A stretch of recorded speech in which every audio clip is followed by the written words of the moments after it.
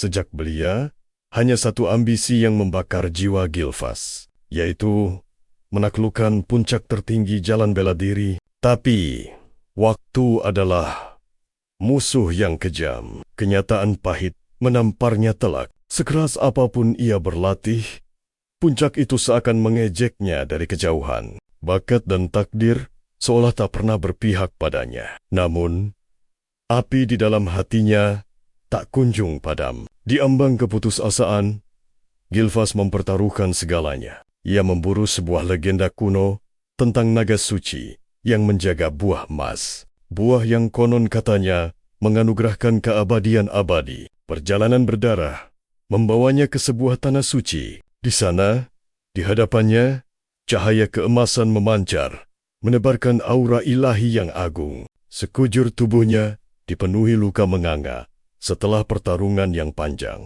Namun tatapannya terpaku pada buah yang berkilauan itu. Ia terduduk di atas bangkai naga suci yang baru saja ia taklukkan, mengatur napasnya yang tersengal. Saat tenaganya terkumpul kembali, ia bangkit perlahan dan melangkah mendekati takdirnya. Di dalam hatinya, sebuah keyakinan membara bahwa buah inilah jawaban atas mimpinya, kunci menuju puncak jalan bela diri. Tanpa keraguan sedikitpun, buah emas itu dipetik dan dilahapnya. Seketika, kekuatan dahsyat meledak dari dalam tubuhnya. Pembuluh darahnya berdenyut kencang, darahnya terasa membara, dan seluruh tubuhnya bergetar hebat, seolah ditempa ulang oleh kekuatan para dewa. Sejak saat itu, dunia mengenalnya dengan sebuah gelar baru, Gilvas Eldragon, manusia terkuat yang pernah ada di daratan. Waktu pun berlalu, sang legenda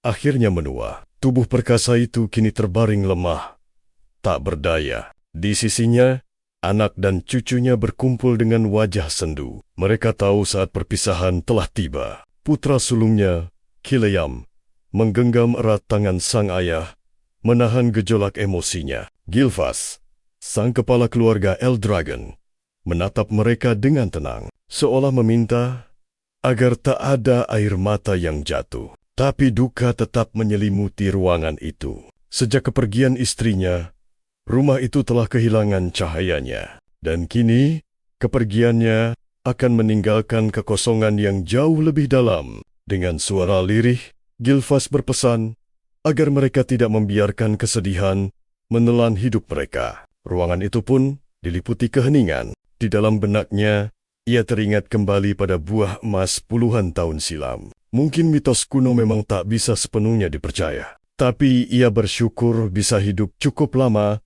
untuk melihat keluarganya tumbuh besar. Ia mencoba meyakinkan dirinya bahwa hidupnya sudah sempurna tanpa penyesalan. Tapi di lubuk hatinya yang terdalam, ia tahu itu bohong. Ambisinya untuk menaklukkan puncak bela diri tak pernah benar-benar padam. Andai saja waktu memberinya sedikit lebih banyak kesempatan, ia pasti akan terus berjuang. Hasrat itu membara hingga napas terakhirnya terhembus. Akan tetapi, takdir punya rencana lain. Dalam keheningan yang seharusnya menjadi akhir segalanya, Gilvas membuka matanya sekali lagi. Dunia di sekelilingnya terasa begitu asing. Ruangan yang berbeda, tubuh yang terasa begitu ringan. Semuanya terasa aneh. Saat ia menatap tangannya, syok menjalari dirinya. Tangan mungil ini bukan miliknya. Dia terlahir kembali sebagai bayi, sebagai pendekar agung, tingkat 10 bintang. Mustahil ada yang bisa melakukan ini tanpa ia sadari.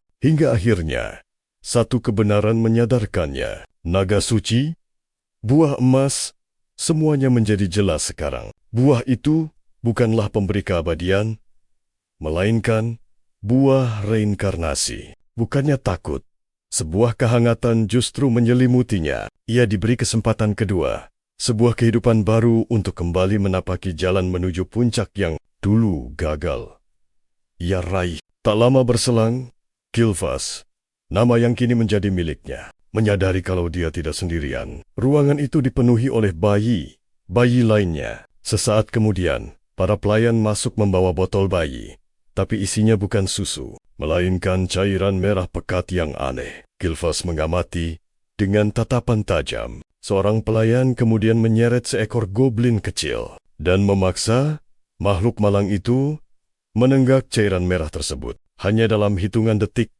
tubuh goblin itu kejang dengan hebatnya. Cahaya merah menyilaukan, meledak dari tubuhnya, lalu hancur lebur menjadi semburan darah. Pemandangan mengerikan itu membuat tubuh Gilvas membeku seketika. Rasa ngeri dan kebingungan menyelimuti benaknya. Salah satu pelayan berkata dengan santai bahwa campuran itu akan aman jika kadar airnya pas. Mereka pun mulai memberikan cairan itu pada bayi lain. Kemudian, seorang pelayan mengangkat tubuh Gilvas. Sebuah botol berisi cairan serupa telah disiapkan untuknya. Melihatnya saja, Gilvas langsung tahu ini bukan cairan biasa. Dari auranya yang pekat, ia bisa merasakan kekuatan luar biasa di dalamnya. Ini adalah darah naga. Gilvas sadar betul. Cairan sekuat ini terlalu berbahaya bagi tubuh bayi yang masih rapuh. Belum sempat ia melawan, botol itu sudah disodorkan ke mulutnya. Naluri bayi mengambil alih, membuatnya menelan cairan itu begitu saja. Seketika, aliran kekuatan yang maha dahsyat mengamuk di dalam tubuh mungilnya. Rasa sakit luar biasa membuat seluruh tubuhnya bergetar hebat. Tapi, tidak seperti bayi lain. Gilvas tahu persis apa yang sedang terjadi pada dirinya. Darah naga legendaris kini bersemayam dalam dirinya. Sebuah kekuatan berbahaya yang ia sadari sepenuhnya.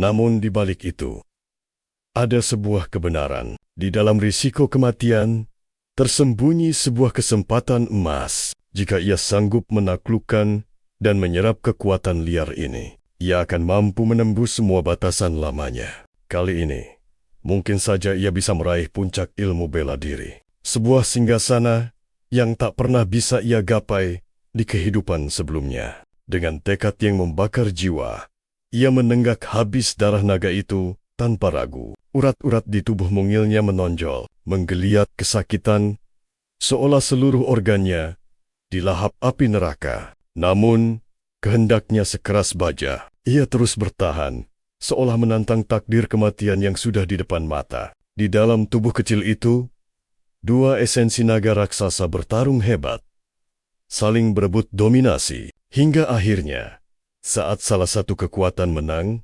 tubuh Gilvas pun mulai beradaptasi. Rasa sakit yang hampir meremukkan tulangnya kini sirna, berganti menjadi sumber kekuatan yang dahsyat. Namun tenang, para pelayan hanya bisa membelalak tak percaya. Bayi yang seharusnya tewas seketika itu justru tak hanya bertahan, tapi meminumnya hingga tetes penghabisan. Di dalam dirinya, dua energi agung itu akhirnya melebur menjadi satu. Ia telah menaklukkan darah sang naga, dan tubuhnya terlahir kembali dengan sempurna. Bayi lain memang ada yang selamat, tapi tak seorang pun dari mereka sanggup menghabiskan seluruh isi botol seperti yang ia lakukan. Dalam sunyi, Gilvas menyadari betapa luar biasanya insting bertahan hidup yang ia miliki, bahkan saat terperangkap dalam tubuh seorang bayi. Namun, kesadarannya mulai memudar, diselimuti kantuk yang tak tertahankan. Tubuh mungil itu akhirnya tertidur. 7 tahun pun berlalu dalam sekejap. Di halaman belakang kediaman Eldragon, seorang bocah laki-laki bertelanjang dada sedang menjalani latihan neraka. Di bawah sengatan matahari, ia melakukan push-up satu tangan dengan bongkahan batu puluhan kilogram menekan kakinya. Tepat setelah hitungan ke 1000, ia melempar batu itu ke udara, lalu dengan sigap menahannya di punggung. Bocah itu adalah Gilvas yang bereinkarnasi. Kini, ia dikenal dengan nama Z Lebar Dragon. Setiap serat otot di tubuhnya adalah bukti dari latihan bertahun-tahun. Kekuatan fisiknya sudah melampaui batas anak seusianya. Z tahu, semua ini adalah berkah dari darah naga purba yang menjadi bagian dari dirinya. Di dunia ini, setiap insan dianugerahi sumber kekuatan inti yang disebut Source of Power. Dan darah naga kuno yang ia minum saat bayi adalah wadah energi yang tak terhingga. Mereka yang selamat dari ritual itu akan terlahir sebagai manusia super. Dan di dalam nadinya mengalir Divine Dragon Source of Power, sebuah kekuatan suci yang membuatnya jauh melampaui pencapaian tertinggi di kehidupannya yang lalu. Dialah satu-satunya bayi yang mampu menelan sebotol penuh darah, naga, purba, dan selamat. Tubuhnya berevolusi ke tingkat yang tak pernah terbayangkan. Namun, di balik semua keistimewaan itu, ada satu kenyataan pahit yang membuatnya muak. Walau tubuhnya sekuat monster, level kekuatannya masih berada di tingkat 1 bintang. Di dunia ini, jumlah bintang adalah penanda level source of power seseorang. Tubuh manusia adalah miniatur alam semesta. Semakin banyak bintang yang menyala di dalamnya, semakin dahsyat kekuatan yang bisa dikeluarkan. Akan tetapi, semakin tinggi level bintang seseorang, semakin mustahil pula untuk naik ke tingkat selanjutnya. Padahal di kehidupannya yang lampau, Gilfas Eldragon adalah sang legenda yang berhasil menembus batas mustahil dan mencapai 10 bintang. Satu-satunya manusia dalam sejarah. Kini, setelah 7 tahun terlahir kembali, ia merasa waktu berlalu begitu cepat, seolah mengejarnya. Zik adalah anak haram dari penguasa keluarga Dragon saat ini. Ibunya wafat sesaat setelah ia lahir. Dan sampai detik ini, ia tak pernah tahu seperti apa wajah ayahnya. Baginya, sang ayah adalah pengecut yang lari dari tanggung jawab. Hal yang lebih mengejutkan lagi, dunia ini telah berubah total. Ribuan tahun telah terlewat sejak ia mati. Dunia yang ia kenal dulu, kini telah menjadi arena brutal, di mana hukum rimba adalah satu-satunya aturan. Bukti terbesarnya adalah tradisi kejam, meminumkan darah naga pada bayi, lalu mengujinya dalam ritual hidup mati, bernama Dragon Trial. Hanya mereka yang mampu melewati 2 ujian neraka itu, yang pantas dididik sebagai satria keluarga lebar dragon. Seharusnya, Zik menjadi salah satu dari mereka yang terpilih. Namun, setiap kali ia bertanya pada pelayan, kenapa tak ada guru yang datang melatihnya? Jawaban yang ia dapat selalu sama. Anda tidak perlu tahu alasannya. Bahkan di usianya yang ke-7, tak ada satupun pelatihan resmi yang ia terima. Sebuah kejanggalan yang terus menghantuinya. Semua anak yang selamat dari Dragon Trial kini dilatih, kecuali dirinya. Ia diasingkan di sebuah gubuk kecil di sudut terpencil kediaman utama. Ia hanya ditemani seorang pelayan misterius yang lebih banyak menyimpan rahasia daripada bicara. Kebenaran. Saat Z mencoba mendesaknya untuk mencari tahu, pelayan itu hanya memberinya jawaban yang dingin dan kosong. Semua terasa wajar baginya. Z menyadari, fondasi tubuh adalah segalanya. Jauh lebih penting dari teknik pertarungan. Ia tahu betul, kemampuan bertarung bisa diasah kapan saja ia mau. Ingatan kehidupan masa lalunya sebagai prajurit bintang 10 masih terpatri tajam dalam jiwanya. Suatu hari, ia mencoba menggali informasi tentang bayi lain yang selamat atau kabar apapun dari keluarga utama. Namun, seperti biasa, sang pelayan menolaknya dengan dingin. Wanita itu berkata, ia tak punya wewenang untuk membocorkan informasi rahasia. Gurat kekecewaan terukir jelas di wajah Zek. 7 tahun sudah ia hidup di sini, dan selama itu pula, ia hanya menerima jawaban yang sama, kaku dan tanpa emosi. Pelayan itu hanyalah seorang praktisi bintang 3, yang tugasnya hanya sebatas memenuhi kebutuhan hariannya. Padahal, dengan levelnya, wanita itu bisa saja mengajarkan dasar-dasar bela diri. Namun Z sama sekali tak tertarik pada hal sepele semacam itu. Akhirnya, Zik memutuskan untuk melangkah keluar, menuju ke dalam hutan. Sang pelayan hanya mematung, menatap punggungnya yang menjauh dalam diam. Di kedalaman hutan, Zik tanpa ragu memetik dan menelan tanaman beracun liar. Rasa pahit yang memuakkan langsung menyerang. Tapi metode inilah cara tercepat untuk menempa fisiknya. Saat tengah berkonsentrasi, sebuah firasat aneh tiba-tiba menyergapnya. Perasaan ganjil seolah sepasang mata tengah mengawasinya dari kejauhan. Instingnya yang setajam pedang membuatnya menahan napas dan tetap waspada. Meski ia coba mengabaikannya, perasaan diawasi itu tak kunjung sirna. Ia yakin ada sesuatu di luar sana yang memperhatikannya. Beberapa saat kemudian, aura gelap menyembul dari balik rerumputan tinggi. Saat menoleh, matanya menangkap siluet seekor makhluk buas.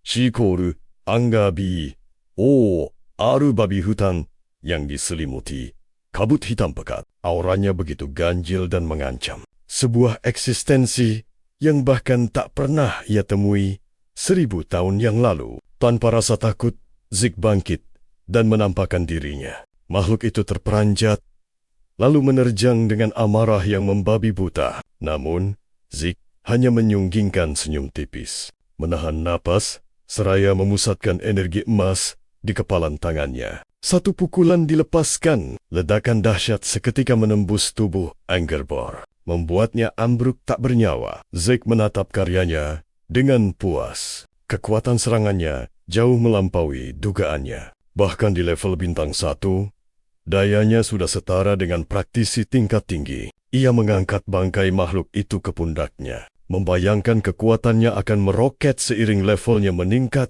Namun di balik pencapaian itu, ada rasa lelah yang terpendam. 7 tahun diasingkan oleh klan Eldragon telah membuatnya muak. Ia mulai bertekad untuk pergi, menjelajahi dunia luas, mungkin ke lautan yang jauh dari jangkauan mereka. Namun tak jauh dari sana, sesosok pria berjubah gelap mengamatinya dari balik bayang-bayang.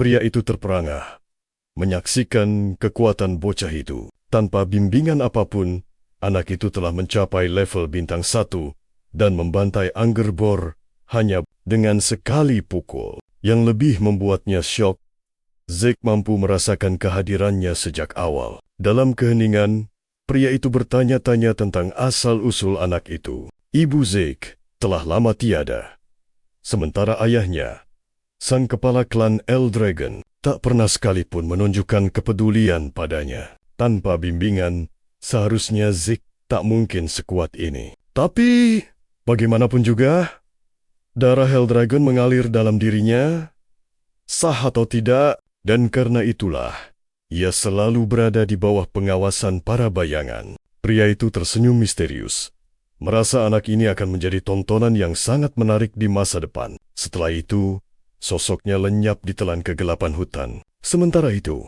di kediamannya, Zik sudah bersiap untuk pergi. Ia mengemasi barang-barangnya. Namun, saat hendak melangkah keluar, beberapa aura kuat tiba-tiba terasa mendekat.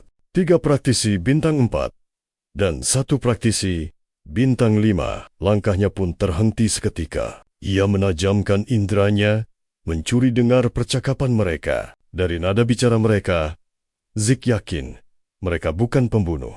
Mereka terdengar santai, memuji ketenangan dan udara segar di tempat terpencil ini. Mereka bahkan menyebut tempat ini sama sekali tak memiliki aura pembunuh. Z memutuskan keluar untuk menghadapi mereka secara langsung. Begitu pintu terbuka, lambang keluarga Eldragon di jubah mereka menyambutnya. Ia terdiam sejenak, menyadari mereka datang dari klannya sendiri. Para pria itu sontak membungkuk, memberi hormat dengan sangat sopan. Para pengawal itu memperkenalkan diri dan menyampaikan perintah untuk mengantarnya ke lokasi ujian. Kata ujian membuat Zik mengerutkan kening. Ia tak pernah menyangka akan dihadapkan pada sebuah ujian. Padahal, tak secuil pun pengetahuan dasar yang pernah diajarkan padanya selama ini. Beberapa hari berselang, langkahnya kembali menjejak di kediaman utama klan Eldragon, sebuah tempat yang menjadi pusat kekuasaan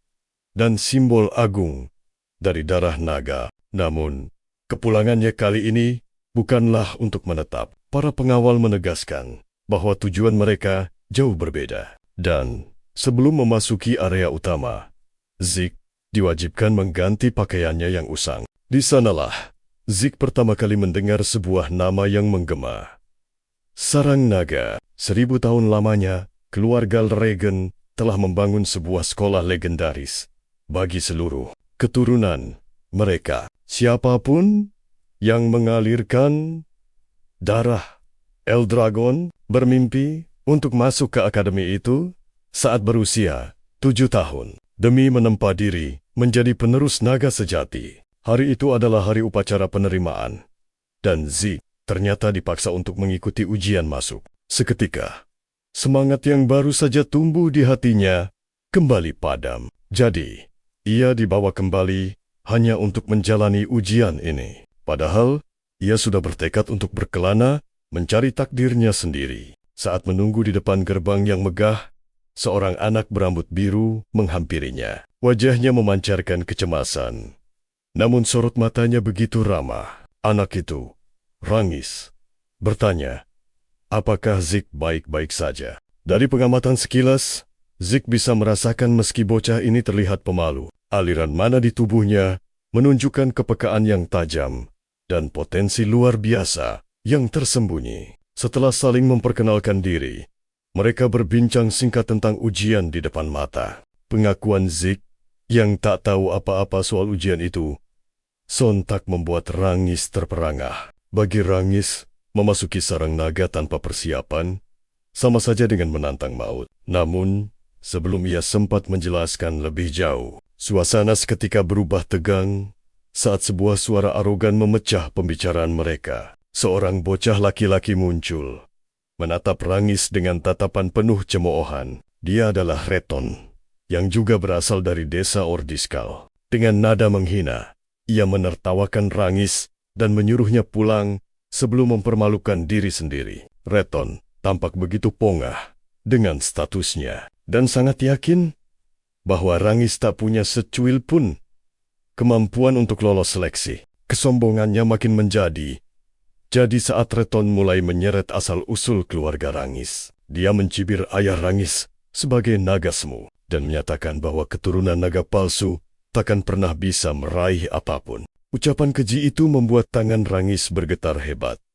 Namun ia berusaha keras menahan amarahnya. Zeke yang mengamati dari dekat bisa merasakan gelombang emosi kuat yang tertahan di dalam diri bocah itu. Klan Lagon memang dikenal dengan sistem hierarki yang begitu kaku. Struktur mereka berjenjang dari naga Whelp Novice, naga anak prajurit, naga dewasa level kapten, hingga para naga tetua yang memegang kekuasaan tertinggi. Dan di dasar piramida itulah posisi naga semu berada. Mereka adalah para naga yang dianggap gagal dan tak sempurna. Meski begitu, di mata Rangis tersimpan api tekad yang membara. Ia ingin membuktikan bahwa naga semu sekalipun tetaplah seekor naga dan tidak pantas untuk direndahkan. Saat Zeke memperhatikan interaksi mereka, ia menilai kesombongan Reton terlalu buta. Ia bisa merasakan kekuatan yang berbeda dari dalam diri Rangis. Bukan kekuatan yang dahsyat, melainkan sebuah keteguhan jiwa yang murni. Bagi Zeke, anak itu sama sekali tidak terlihat lemah. Ucapannya sontak menyulut amarah beberapa peserta sombong lainnya. Mereka tak sudi disamakan dengan naga semu yang dianggap sebagai aib. Namun, sebelum perdebatan itu memanas, aura kuat seorang pria dewasa menginterupsi mereka semua. Dialah sang penguji utama dari sarang naga. Seekor naga dewasa yang ditugaskan memimpin seleksi tahun ini. Dengan suara yang penuh wibawa, ia mengumumkan bahwa ujian masuk akan segera dimulai dan memerintahkan semua peserta untuk segera mendaftar. Saat beranjak pergi, Reton sempat melirik tajam ke arah Zeke, menegaskan bahwa ia takkan pernah melupakan wajah yang berani menantangnya hari ini. Zeke hanya bisa menghela napas panjang, mencoba meredakan suasana. Dalam hatinya ia bergumam, anak-anak di generasi ini tampaknya terlalu mudah terbakar emosi, padahal usia mereka masih begitu belia. Rangis, di sisinya, seolah mengerti. Ia tahu, di dunia mereka, dianggap lemah adalah sebuah aib yang tak termaafkan. Keduanya pun kembali memfokuskan diri pada ujian yang akan segera dimulai. Bagi Zeke, mengikuti seleksi ini terasa seperti takdir yang tak bisa dihindari. Namun, Penjelasan Rangis selanjutnya kembali membuatnya terkejut. Ternyata, ujian ini tidak sepenuhnya wajib jika seseorang memiliki izin khusus langsung dari keluarga utama Eldragon. Fakta itu seolah menampar Zeke, menyadarkannya betapa sedikit pengetahuannya tentang aturan dunia di era ini. Rangis yang melihat kebingungannya sempat menyarankan agar Zeke mundur sebelum terluka, tapi Zeke menolak mentah-mentah. Baginya, lari dari tantangan bukanlah sebuah pilihan, bahkan jika ia tak tahu apa yang menunggunya di depan. Setelah beberapa saat, mereka berdua akhirnya tiba di arena pengujian. Di tengah lapangan luas, berdirilah batu-batu raksasa. Seorang penguji akademi menjelaskan aturan ujian dengan suara yang menggema. Syarat kelulusannya hanya satu. Goreskan satu tanda di batu ujian di belakangnya. Tak ada senjata pribadi. Hanya yang disediakan akademi yang boleh dipakai. Namun, jika cukup percaya diri, tangan kosong pun dipersilakan. Setiap peserta punya 3 kesempatan. Aturannya terdengar simpel, bahkan terkesan remeh. Tapi, anggapan itu langsung hancur berkeping-keping saat peserta pertama melangkah maju. Meski gemetar, bocah itu mengerahkan seluruh kekuatannya. "Teraankah?" Suara logam beradu batu menggema memekakan telinga. Dalam sekejap, pedang di tangannya hancur, berkeping-keping. Daya pantul batu itu justru menghantam balik, meremukkan lengannya. Pemandangan mengerikan itu membuat semua orang terkesiap, termasuk Zeke. Saat anak itu meraung kesakitan, sang penguji menatapnya dingin. "Kau masih punya 2 kesempatan," ucapnya tanpa emosi. Tapi tubuhnya sudah tak sanggup bergerak. Ia dinyatakan gagal. Para penjaga segera menyeretnya keluar dari arena. Suasana arena seketika berubah mencekam saat nomor berikutnya dipanggil. Para peserta menelan ludah, sadar ujian ini adalah jebakan maut. Rangis di samping Zeke gemetar hebat. Tapi Zeke hanya menatap lurus, tanpa ekspresi. Dalam hatinya, ia sedikit kecewa. Ujian masuk Dragon's Nest ternyata sesimpel sekaligus sebrutal ini. Dari bisik-bisik pengawas, terungkaplah rahasia batu itu. Batu-batu itu memiliki kemampuan regenerasi super cepat. Goresan sekecil apapun akan pulih dalam sekejap mata. Tapi bukan itu yang paling mengerikan. Batu itu memantulkan serangan fisik 100 kali lipat. Lebih kuat, Zeke berpikir. Material ini terlalu berlebihan untuk ujian masuk. Rangis selalu menjelaskan kuncinya. Jika bisa menyalurkan source power ke seluruh tubuh dengan sempurna sebelum menyerang, maka pertahanan batu itu mungkin bisa ditembus. Penjelasan itu langsung membuka pikiran Zeke. Jadi ini bukan ujian kekuatan, tapi ujian kontrol source power. Ia memindai sekeliling, paling hanya segelintir yang akan lolos, termasuk gerombolan sombong yang membuat keributan tadi. Satu persatu peserta maju mencoba peruntungan, dan satu persatu dari mereka berakhir mengenaskan, terpental, terluka parah, bahkan ada yang langsung pingsan. Hingga akhirnya, nama Zeke dipanggil. Semua pasang mata langsung tertuju padanya. Dengan langkah santai, ia berjalan ke tengah arena. Sementara di belakangnya, Rangis tampak pucat pasi. Rangis cemas.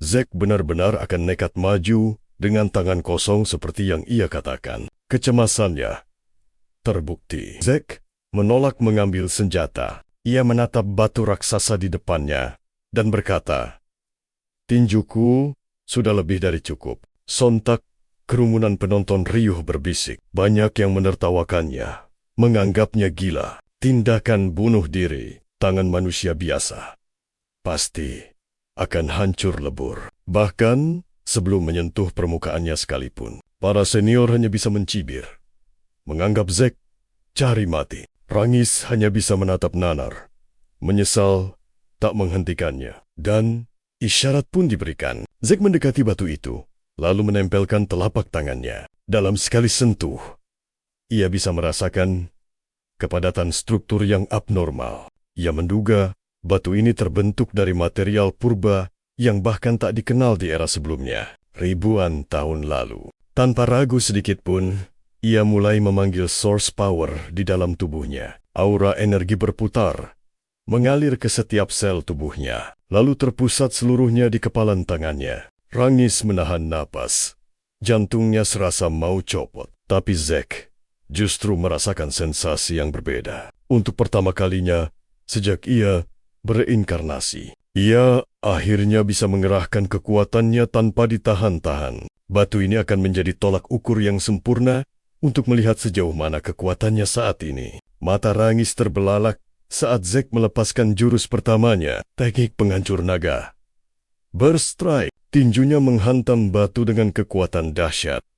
Dua ledakan energi yang masif pun tercipta. Puing-puing batu berterbangan ke segala arah. Gelombang kejutnya menciptakan badai debu yang menyapu arena. Rangis yang terkejut sekaligus ngeri, buru-buru melindungi dirinya dari dampak serangan itu. Sementara itu, mata sang penguji membelalak tak percaya. Saat debu meredah, Zack tampak berdiri tegak dengan senyum tipis di wajahnya. Ia bergumam, teknik ini sepertinya masih terlalu berat untuk tubuhku sekarang. Tangannya memang terluka parah, tapi ia justru tertawa kecil, menyadari perjalanannya masih panjang dan ia harus berlatih lebih keras lagi. Suasana seketika hening. Tak ada yang mampu bersuara. Tatapan Reton berkilat antara kaget dan kesal, menyaksikan Zik dengan mudahnya menghancurkan batu sihir itu. Dari tengah kerumunan, seorang wanita berbisik pelan, mengakui bahwa Zik berhasil mencuri perhatiannya. Sementara yang lain masih terpanah.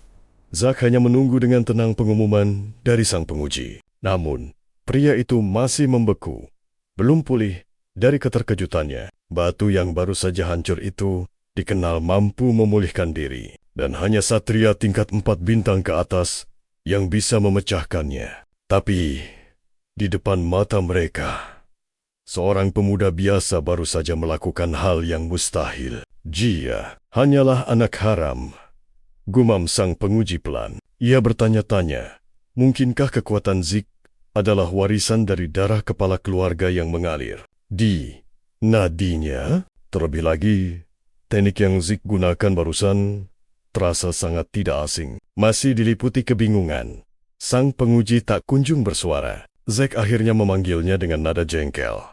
Jadi, bagaimana hasil ujianku? Panggilan itu menyadarkannya. Dengan tergagap, penguji itu bergegas mengumumkan bahwa Zack telah lulus. Salah seorang penguji lalu menyodorkan botol kecil berisi cairan hijau. Dengan penasaran, Zack bertanya, benda apa ini? Namun, pria itu hanya menjawab ketus, menyuruh Zack menyingkir karena menghalangi jalan. Zack mengerutkan kening, kesal. Apa semua orang di generasi ini punya sikap seburuk itu? Gumamnya. Sebelum keluhannya berlanjut, Rangis berlari menghampirinya dengan wajah berbinar, memuji aksi Zik yang luar biasa. Zik hanya tersenyum bangga.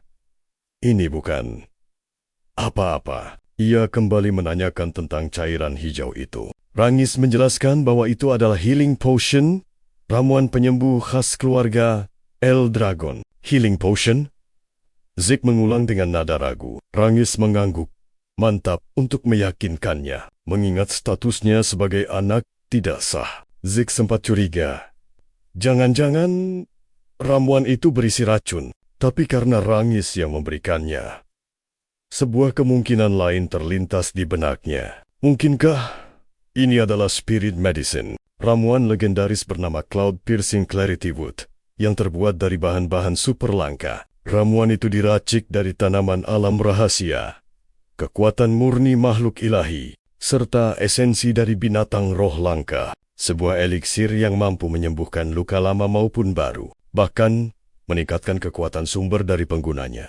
Karena kelangkaan bahan dan prosesnya yang rumit, eliksir ini hampir tak pernah terlihat di dunia luar. Begitu meminumnya, Zack merasakan efek penyembuhan dahsyat menjalar ke seluruh tubuhnya. Apa ini benar-benar spirit medicine? Tanyanya pada Rangis. Anehnya, Rangis mengaku sama sekali tidak tahu apa itu spirit medicine. Ia hanya tahu ramuan keluarga Eldragon jauh lebih unggul dari ramuan manapun. Rangis kemudian bertanya, apa efeknya sehebat itu sampai kau terkejut? Tentu saja, jawab Zack. Ia menjelaskan ramuan itu bukan hanya menyembuhkan luka berat, tapi juga memulihkan kelelahan akibat latihan. Meskipun efeknya tidak sampai meningkatkan source power seperti spirit medicine asli. Rangis justru menatap Zack dengan kagum.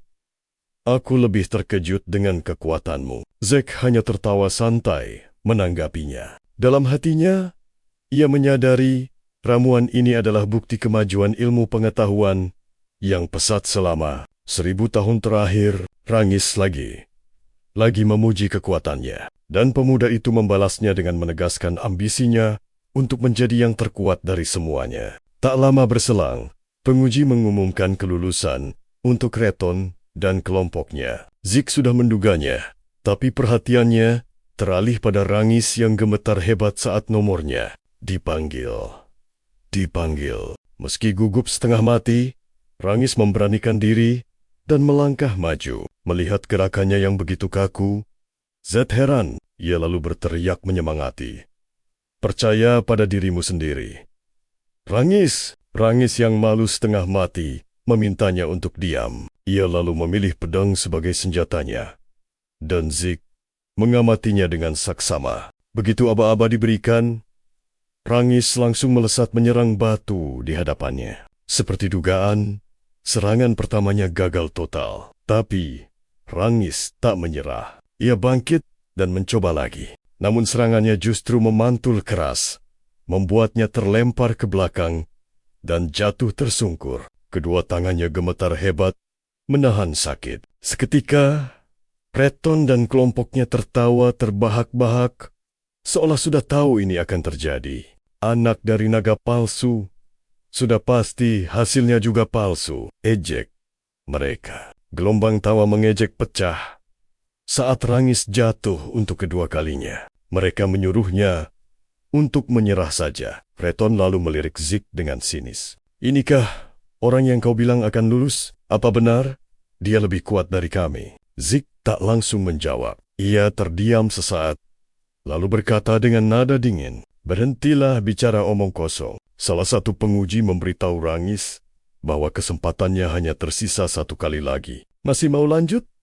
Tanya sang penguji. Namun Rangis tak sanggup menjawab. Beban hinaan terasa menghancurkan dadanya. Kepalanya tertunduk dalam keheningan yang memalukan. Tapi tiba-tiba, Zed melangkah maju ke arahnya. Dengan suara yang dingin dan tegas, ia bertanya, apa yang kau lakukan? Kenapa kau memilih pedang?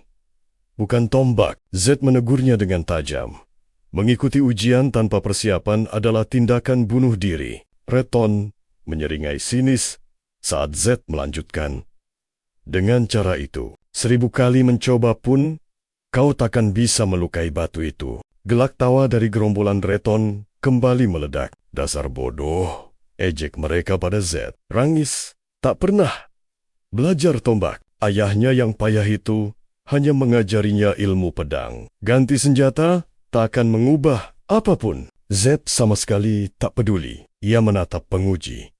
Apa boleh ganti senjata? Penguji menjawab bahwa tak ada aturan yang melarang. Kalau begitu, ini kesempatanmu, Rangis, ucap Zed dengan senyum tipis. Ia menatap Rangis lurus. Kau percaya padaku? Seketika, kilasan memori pahit menghantam benak Rangis. Hinaan yang selalu ia dan ayahnya terima. Semua cemoohan yang harus mereka telan mentah-mentah. Tangannya terkepal erat, giginya bergemeletup. Tatapannya kini lurus ke depan, penuh tekad. Dengan suara yang bergetar, namun tegas, ia menjawab, aku akan percaya padamu. Aku akan bertarung dengan tombak ini. Rangis teringat ayahnya yang gagal memasuki sarang naga. Sejak saat itu, semua orang mencapnya sebagai naga palsu. Tapi sang ayah tak pernah sekalipun menyerah. Ia menahan semua hinaan itu demi membesarkan Rangis seorang diri. Karena itulah, Rangis bersumpah pada dirinya sendiri bahwa ia putra dari pengorbanan itu adalah naga sejati. Ia bangkit berdiri, tekad membara di matanya, menggenggam tombak dengan erat. Hari ini, ia akan membuktikan semuanya. Tak ada yang palsu, baik dirinya maupun ayahnya. Ia sadar, jika terus memakai pedang, hasilnya akan sama saja. Jadi, ia mempertaruhkan segalanya pada Z. Masalahnya, ia tak tahu cara memakai tombak. Tiba-tiba, Z berseru, menunjuk ke arah batu sihir itu. Rangis, jangan pikirkan apapun. Fokus dan tusukkan saja tombakmu lurus ke batu itu, perintah Z dengan tegas. Rangis menarik napas dalam. Genggamannya pada tombak semakin kuat. Secara logika, ia tahu ini mustahil menusuk batu itu.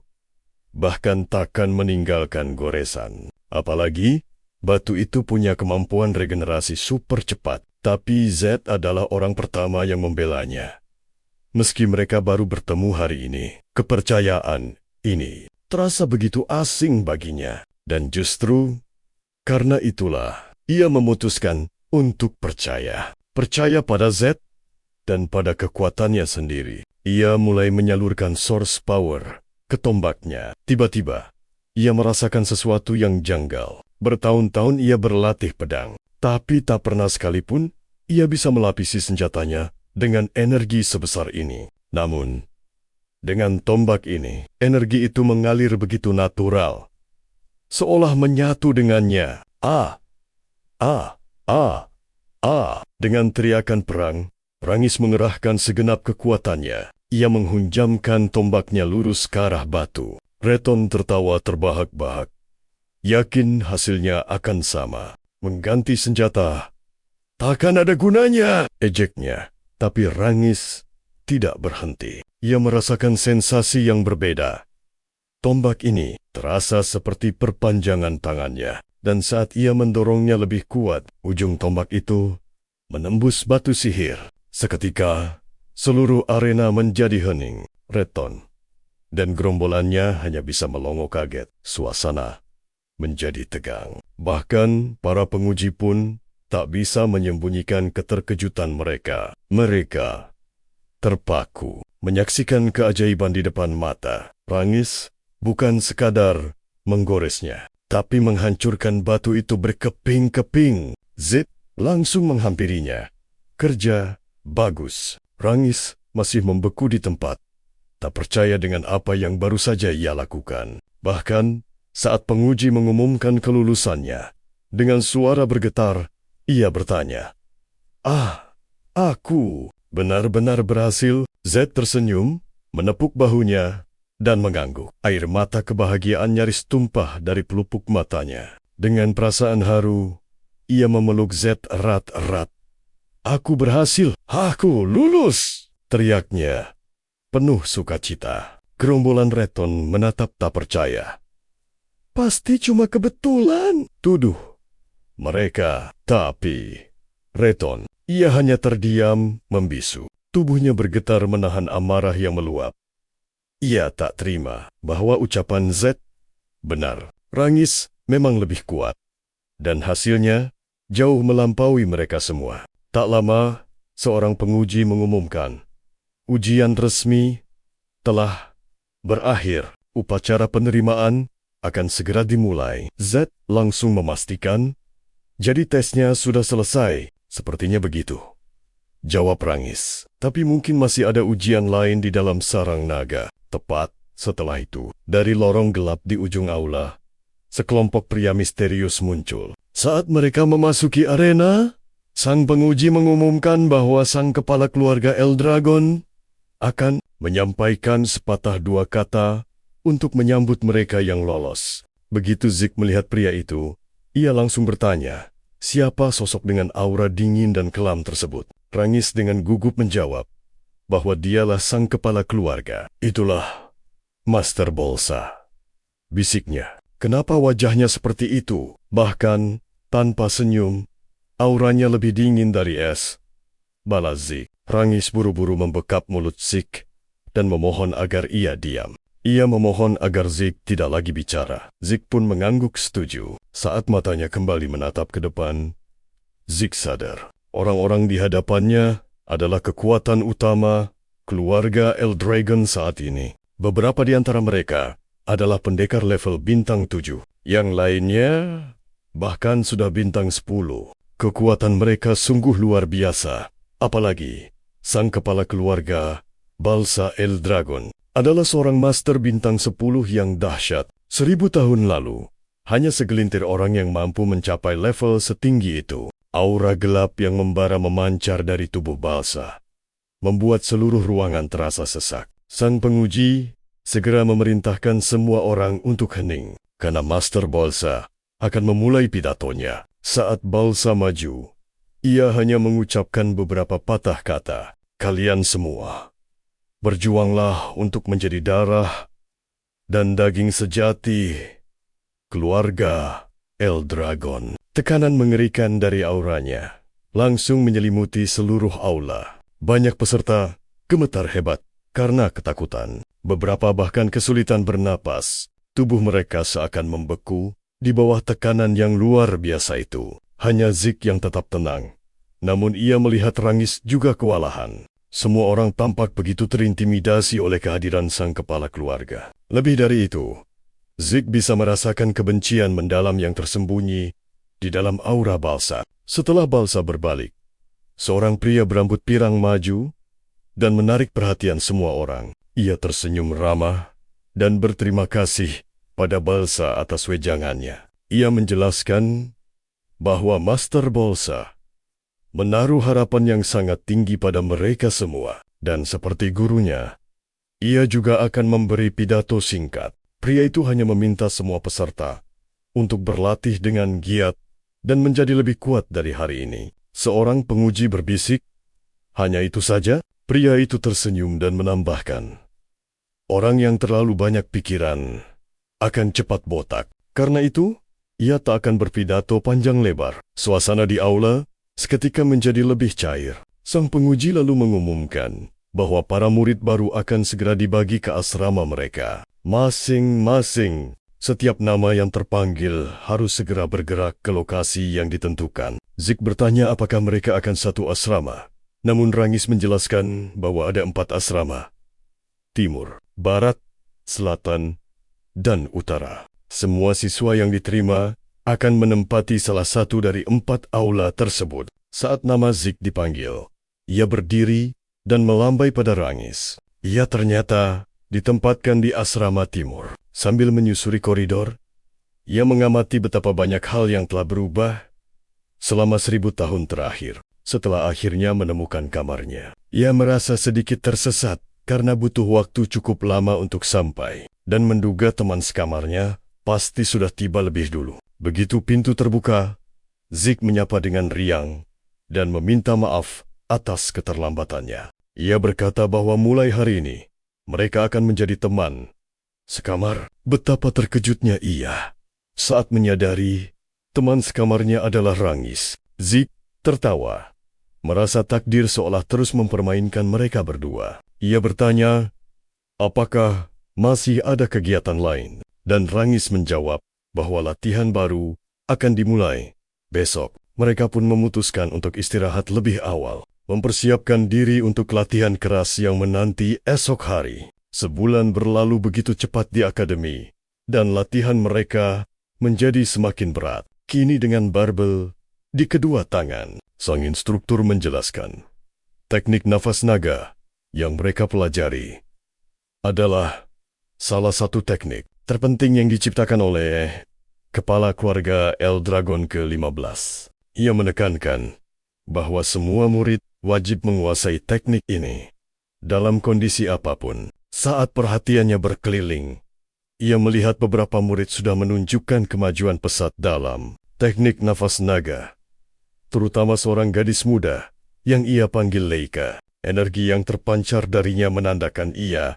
hampir menembus level bintang 2. Namun di luar itu semua, ada satu murid lain yang menarik perhatian sang instruktur, hingga membuatnya tak percaya pada penglihatannya sendiri. Zik sedang berlatih sambil memegang barbel dengan batu besar yang seimbang di atas kepala dan lengannya. Instruktur itu terperangah, bergumam bahwa darah sang kepala keluarga pertama benar-benar mengalir deras di dalam tubuh Zeke. Meskipun begitu, tak ada yang pernah melatih Zeke sejak kecil, sehingga semua yang ia lihat terasa begitu mustahil. Zeke sendiri terkejut melihat bagaimana teknik yang dulu ia ciptakan sebagai teknik pernapasan raja naga kini telah dikembangkan oleh para penerusnya dan bahkan diajarkan kepada keluarga cabang. Menurutnya, teknik pernapasan ini berfungsi menyerap kekuatan alam ke dalam tubuh, lalu mengedarkannya untuk memperkuat energi internal seseorang.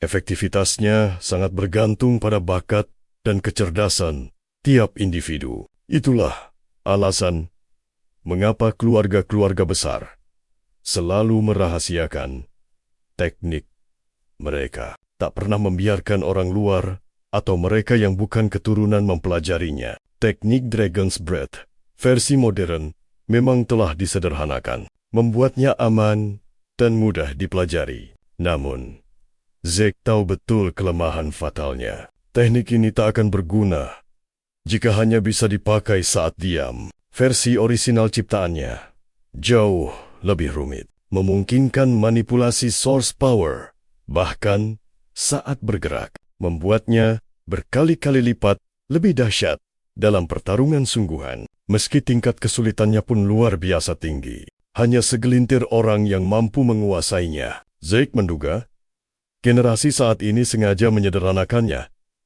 agar keluarga cabang juga bisa mempelajarinya. Sebuah keputusan cerdas demi memperkuat klan Eldragon secara keseluruhan. Rasa bangga menyelimuti Zeke, menyadari ciptaannya ribuan tahun lalu masih terus berevolusi hingga kini. Dia pun berpikir, mungkin teknik bela diri ciptaannya yang lain juga telah berkembang seiring zaman. Sementara itu dari kejauhan, Lake mengamati Zeke dengan tatapan yang tenang namun penuh selidik. Suasana beralih ke kafetaria. Para murid lain hanya bisa melongo melihat porsi makan Zeke yang luar biasa. Sambil melahap makanannya, Zeke melirik Rangis yang hanya duduk diam di hadapannya. Zeke pun bertanya mengapa Rangis makan begitu sedikit. Karena itu bisa menghambat kekuatannya. Rangis justru balik bertanya, apa Zeke tidak merasa aneh dengan staminanya sendiri? Zeke hanya menjawab enteng. Kunci menjadi kuat adalah makan yang banyak dan berlatih lebih keras. Dia bahkan menawarkan sebagian makanannya, meski Rangis menolaknya dengan halus. Beberapa murid yang sudah terlatih sebelum masuk akademi menarik perhatian Zeke. Tiba-tiba, seorang gadis mendekati meja mereka dengan suara yang tenang namun penuh percaya diri. Gadis itu berkata bahwa Zeke cukup mengesankan. Zeke hanya merespons santai, menanyakan siapa dirinya. Seketika Rangis tersedak makanannya, lalu berbisik bahwa gadis itu adalah Master Lake, putri dari kepala keluarga, Lord Balza. Namun, Zeke hanya menanggapi dengan dingin. Dia tidak mengenalnya, dan langsung bertanya apa maunya. Leika menatapnya penuh rasa ingin tahu.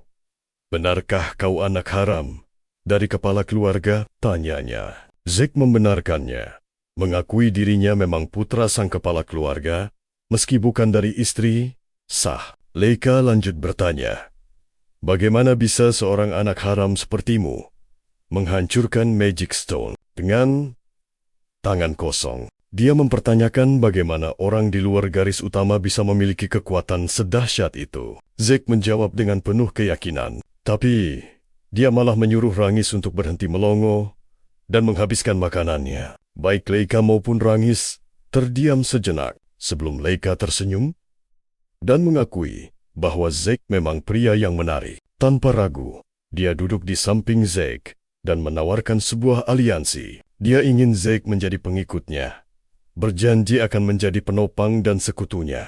Zeke hanya mengangkat alis, meminta penjelasan dari tawaran tersebut. Leika menegaskan, dia ingin Zeke bergabung di sisinya, menjadi sekutu untuk mendukung ambisinya. Setiap anak tidak sah membutuhkan sekutu dan pengaruh untuk bertahan. Dia meminta Zeke menggunakan kekuatannya untuk membantunya menjadi kepala keluarga selanjutnya. Sebagai imbalan, dia berjanji akan mewujudkan impian Zeke. Namun, Zeke menolaknya mentah-mentah. Alis Leika berkerut. Tatapannya berubah menjadi sedingin es. Mencoba memberikan tekanan pada Zeke. Aura di sekitar tubuh Leika bergetar samar, menandakan dia hampir mencapai level bintang 2 untuk usianya.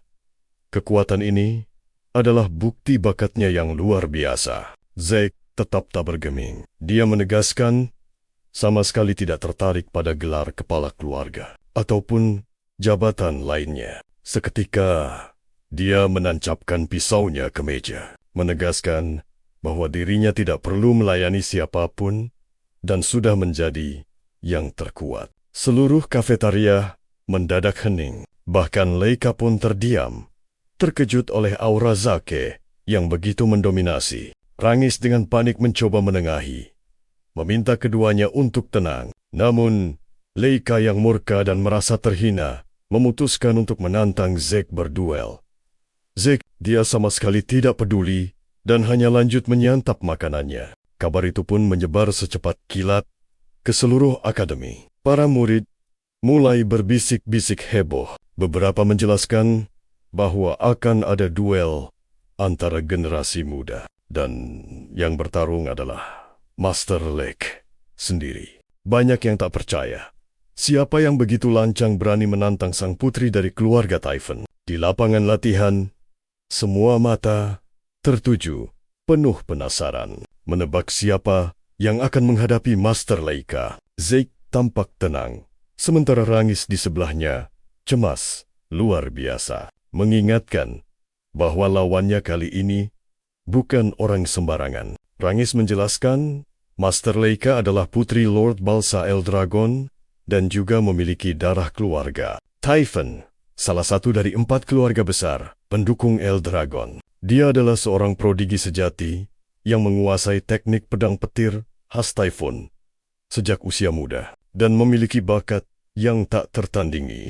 Zeke hanya mengangguk, menganalisa situasi tanpa banyak bicara. Rangis kembali menekankan, Zeke harus sadar siapa yang dihadapinya, karena Master Leika bukanlah lawan yang bisa diremehkan. Posisi kepala keluarga adalah segalanya dan menjadi sumber konflik antar keluarga cabang. Karena itulah, para kandidat lain mewakili faksi mereka masing-masing di dalam Dragon Nest. Leika butuh sekutu yang kuat untuk melawan saudara-saudaranya. Zeke pun akhirnya mulai memahami peta perebutan kekuasaan di antara 4 cabang utama klan Eldragon. Zed hanya menatap dingin perebutan takhta itu. Baginya, pertarungan kekuasaan ini hanyalah drama murahan. Di hadapannya, Leika berdiri gagah.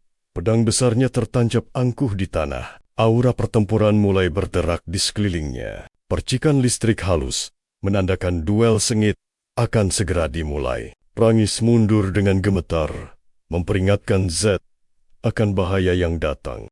Leika menyiringai untuk jadi kepala keluarga. Aku harus menundukkanmu dan menjadikanmu pengikut pertamaku. Duel pun tak terhindarkan di bawah tatapan para murid yang menahan napas. Ketegangan menyelimuti seluruh arena latihan. Leika mendeklarasikan, sebagai calon penerus, kekuatan dan pengetahuan saja tidak cukup. Pengaruh dan pengikut yang kuat adalah segalanya. Tanpa basa-basi, Leika melesat maju. Hari ini, kau akan tunduk padaku, serunya penuh keyakinan. Namun, Zed dengan mudahnya mengelak. Setiap tebasan mematikan yang menyusul, ia hindari seolah sedang menari. Leika terus menggempur tanpa henti, tak memberi Zed celah sedikit pun. Para penonton terpana. Mata mereka tak mampu mengikuti kecepatan keduanya. Meski memegang pedang raksasa, setiap ayunan Leika begitu lincah dan cepat, seolah pedang berat itu tak memiliki beban sama sekali. Para penonton mulai berbisik takjub pada kendali mana Leika yang begitu presisi. Mereka sadar, serangannya semakin lama semakin cepat dan semakin kuat. Inilah kekuatan seorang putri dari keluarga utama. Sebagian penonton yakin pemenangnya sudah ditentukan. Tapi mereka tak tahu, di dalam hatinya Leika semakin frustrasi. Ia tak mengerti kenapa tak ada satupun serangannya yang kena, seolah ia sedang dipermainkan. Dari kejauhan, Rangis hanya bisa menatap dengan kagum. Rasa cemasnya sirna, tergantikan oleh decak kagum melihat betapa tenangnya gerakan Z. Z menganalisis setiap gerakan Leika dan mencatat tekniknya jauh melampaui level bintang 1 biasa. Tutup mulutmu dan lawan aku dengan serius, teriaki Leika. Jerung. Dengan santai, Z menepis pedangnya.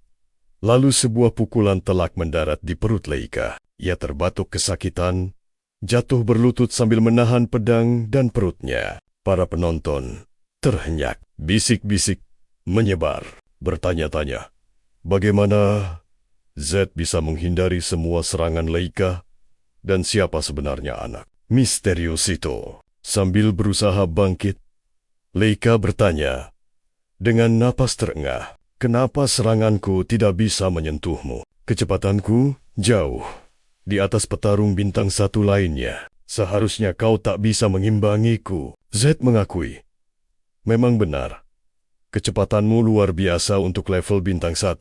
Tapi di mataku, kau tetaplah bintang 1. Leika bersikeras, tidak mungkin. Kau seharusnya tak mampu menandingi kecepatanku. Z menjelaskan dengan tenang, pernapasanmu, gerakan matamu, bahkan pergeseran otot terkecilmu. Aku bisa membaca semuanya. Dengan pengalaman itu, aku bisa memprediksi setiap langkahmu selanjutnya. Leika kembali menyerang membabi buta, tetapi Z menghindar dengan mudah dan melancarkan serangan balasan yang menghantam Leika ke dinding. Dengan kekuatan dahsyat, para penonton menjerit ngeri melihat Leika terpental. Rangis bersorak, luar biasa, Tuan Z mengalahkan Master Leika. Namun Z menatap tajam ke depan.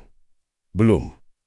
Ini belum berakhir. Saat debu mereda, Leika bangkit berdiri. Meski penuh memar, sorot matanya masih penuh perlawanan. Z memperhatikan bagaimana Leika memusatkan mana ke inti tubuhnya, memungkinkannya menahan serangan tanpa cedera fatal. Rangis memohon agar Z berhenti, tapi Z hanya memperingatkan, mundur, kalau kau tidak mau terkena serangan berikutnya. Tiba-tiba, Z merasakan gelombang aura dahsyat dari Leika, yang tampaknya baru saja menerobos ke level bintang 2. Penonton pun menyadarinya, tanda bercahaya di tubuhnya bersinar terang. Bukti bahwa dia kini adalah bintang 2 dengan aura putihnya. Leika tersenyum. Terima kasih, Z. Berkat dirimu, aku berhasil menembus bintang 2 lebih cepat dari dugaanku. Sekarang, kau tak punya kesempatan lagi. Dengan aura yang meledak-ledak, dia kembali melesat. Pedang raksasanya kini diselimuti energi yang menyilaukan. Melihat itu, Z justru tertawa, terlihat sangat gembira. Ia menghindari serangan kilat lainnya dan memuji kecepatan Leika. Namun, ekspresi Z mendadak berubah. Sebuah sengatan terasa di pipinya, menyisakan goresan tipis. Leika menyeringai penuh kemenangan.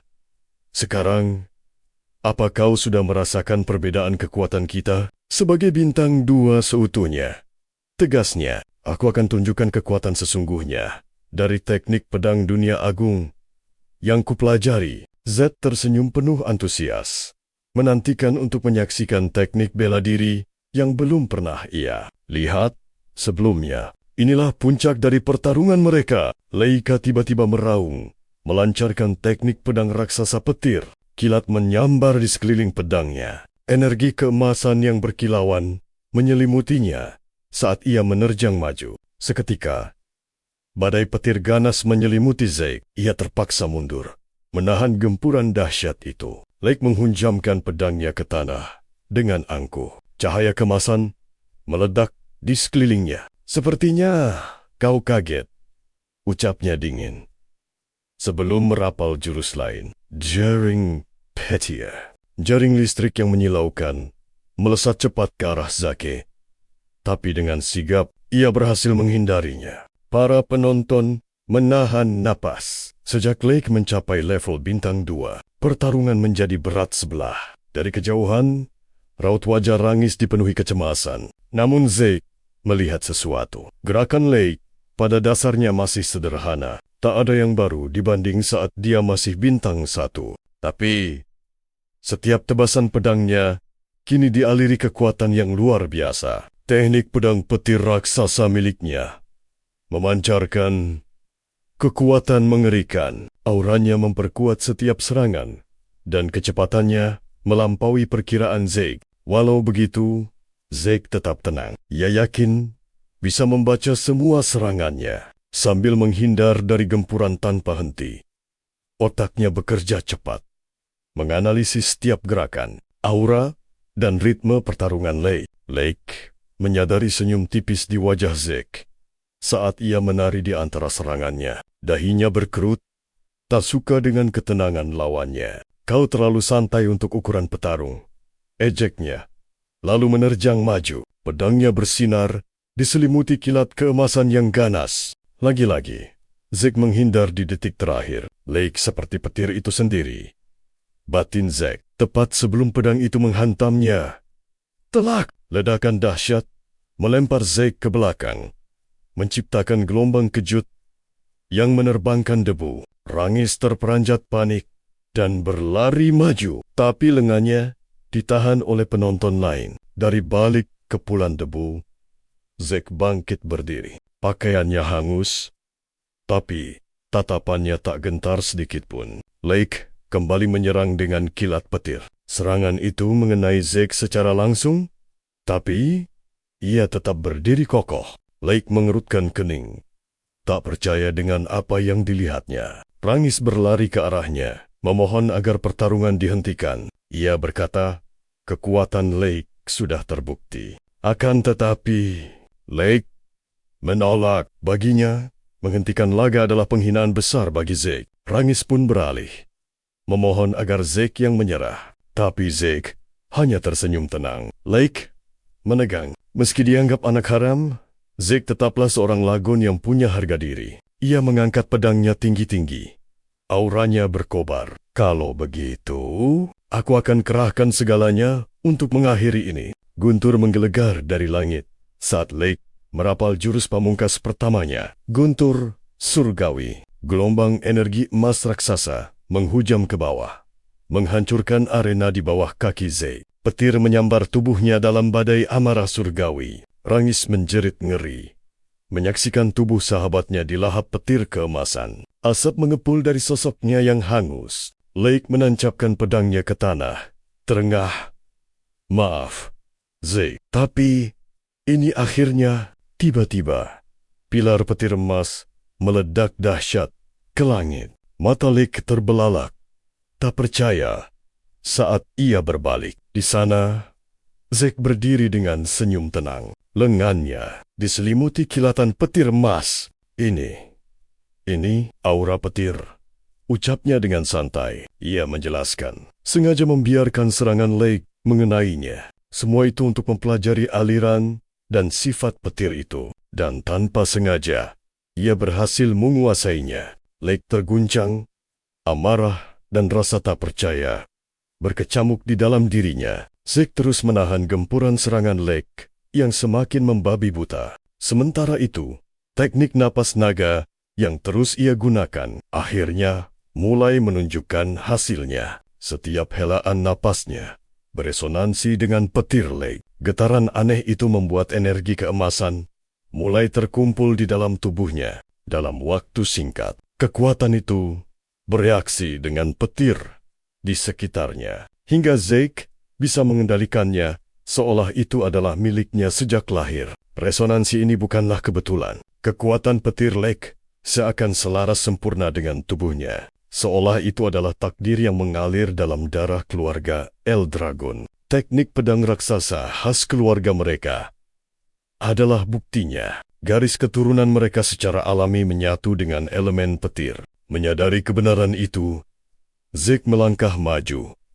Keyakinan baru terpancar dari matanya. Pertarungan yang tadinya berat sebelah, kini berubah menjadi sesi latihan yang sempurna baginya. Tubuhnya berdenyut, selaras dengan arus listrik. Kilatan-kilatan emas mulai menari-nari di permukaan kulitnya. Petir menyambar-nyambar saat kekuatan di dalam dirinya mencapai puncaknya. Cahaya keemasan yang menyilaukan menerangi seluruh arena. Lake merespons dengan raungan penuh semangat. Ia mengangkat pedang raksasanya yang kini bersinar lebih terang dari sebelumnya. Guntur menggelegar bersamaan dengan ayunan pedangnya, menciptakan gelombang cahaya yang menyapu udara. Tapi Zack bergerak dengan kecepatan yang tak masuk akal. Langkahnya lenyap dalam sekejap, hanya menyisakan jejak kilat. Detik berikutnya, ia sudah muncul di sisi lain arena. Sementara serangan Lake hanya mengenai bayangannya. Tubuhnya terasa lebih ringan, tapi juga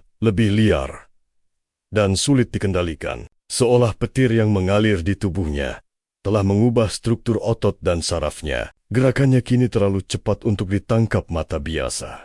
Dari tribun, Rangis hanya bisa menatap dengan mulut ternganga. Pertarungan mereka telah melampaui batas kecepatan mata manusia. Yang terlihat hanyalah dua meteor yang saling beradu, diiringi dentuman dahsyat yang tak kunjung henti. Di tengah hujan percikan api, terlihat jelas bahwa serangan-serangan Leica kini lebih sering membelah kehampaan. Zack kini menjadi sang diktator yang mengendalikan irama pertarungan. Terpojok, Leica mempertaruhkan segalanya dalam satu serangan terakhir. Pedangnya bergetar hebat, melepaskan raungan petir dahsyat yang melesat untuk melenyapkan lawannya. Namun, Zack menyambutnya dengan gerakan ringan, seolah menari bersama energi baru yang kini mengalir dalam dirinya. Dalam sekejap, tubuhnya melebur dengan cahaya keemasan. Bergerak lincah seakan hukum ruang tak lagi berlaku baginya. Petir liar mulai berpusar di tangannya,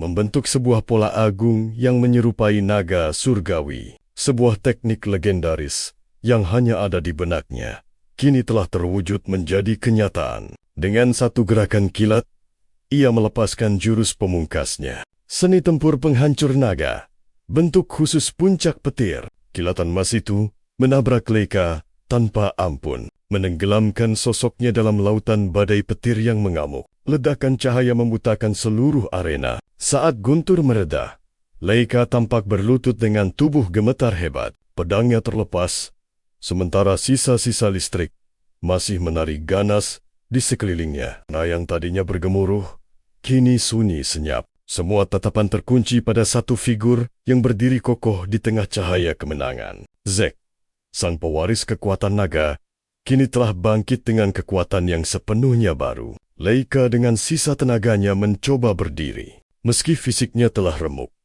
sorot matanya masih menyalakan api perlawanan. Ia sadar, kekuatan Zack kini telah melampaui alam manusia. Meski kalah, rasa takjub yang tulus terpancar dari matanya. Di hadapan ribuan penonton, ia menerima kekalahannya dengan kepala tegak. Ia akhirnya menyadari dirinya baru saja menghadapi eksistensi yang berada di luar logika. Beberapa jam setelah duel itu berakhir, jauh di kedalaman celah dimensi, berdiri Balsa Eldragon, sang kepala keluarga.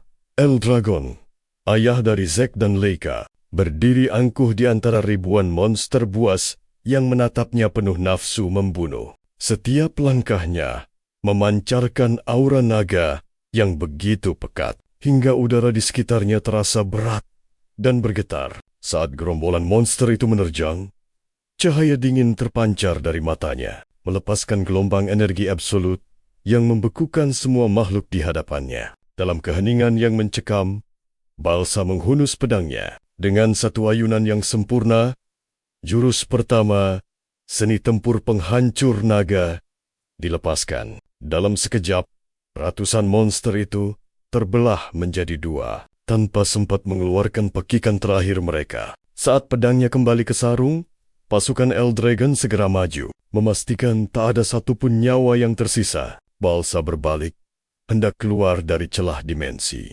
Namun, langkahnya terhenti oleh panggilan seorang prajurit yang membawa kabar mendesak. Saat mendengar laporan bahwa putrinya, Leica, telah mencapai level bintang 2, mata Balsa hanya memancarkan kilau redup. Wajahnya tetap sedingin es.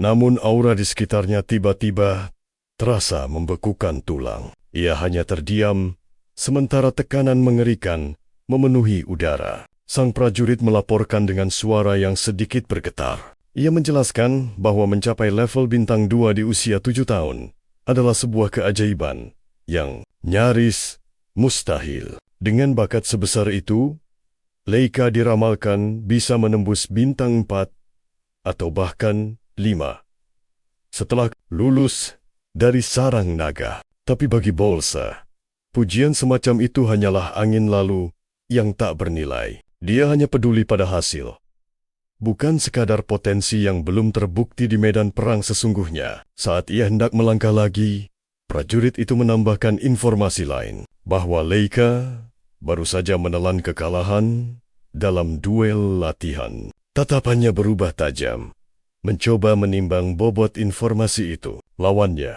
bukanlah senior atau kakaknya, melainkan Zack, seorang murid biasa seangkatannya. Nama itu membuat Balsa berhenti total. Dalam benaknya terlintas bayangan seorang pelayan rendahan, Ibu Zack, seorang wanita yang dulu pernah menunjukkan bakat tempur yang luar biasa. Namun takdir berkata lain.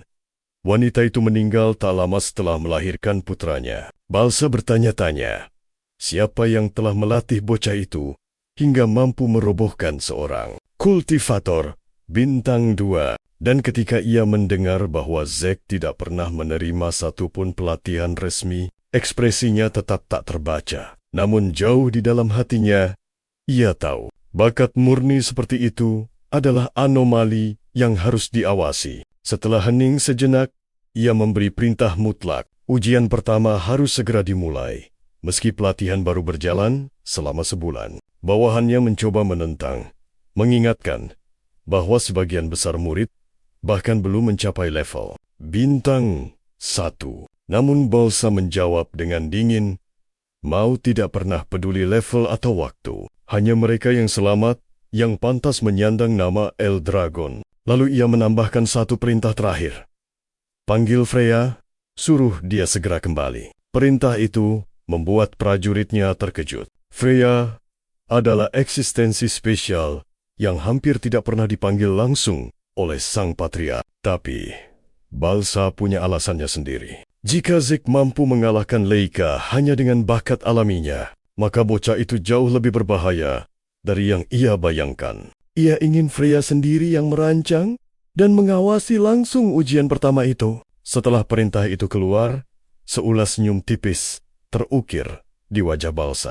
Keesokan paginya, pekik latihan kembali menggema di Dragon Chest. Di bawah arahan Rangis, para murid mengasah jurus naga penyerang. Tapi di sudut lain, Zack punya cara latihannya sendiri. Ia duduk dengan posisi kuda-kuda menempel di dinding, menyeimbangkan batu raksasa di kepala, sambil menggenggam beban berat. Fokusnya setajam pedang, membuat murid lain hanya bisa menatap dalam diam. Dalam keheningan itu, ia menganalisa jurus yang sedang dilatih semua orang. Ia tahu betul, seni bela diri ini adalah ciptaan kepala keluarga ke-15. Jurus ini bukan sekadar untuk bertarung, melainkan sebuah metode untuk menempa fisik hingga ke dasarnya. Strukturnya sederhana namun efisien, dirancang agar mudah dipelajari para junior. Ketika Rangis memintanya untuk bergabung dalam latihan, Zack hanya menoleh santai dan berkata, kalau ia sudah menguasainya sejak pagi tadi.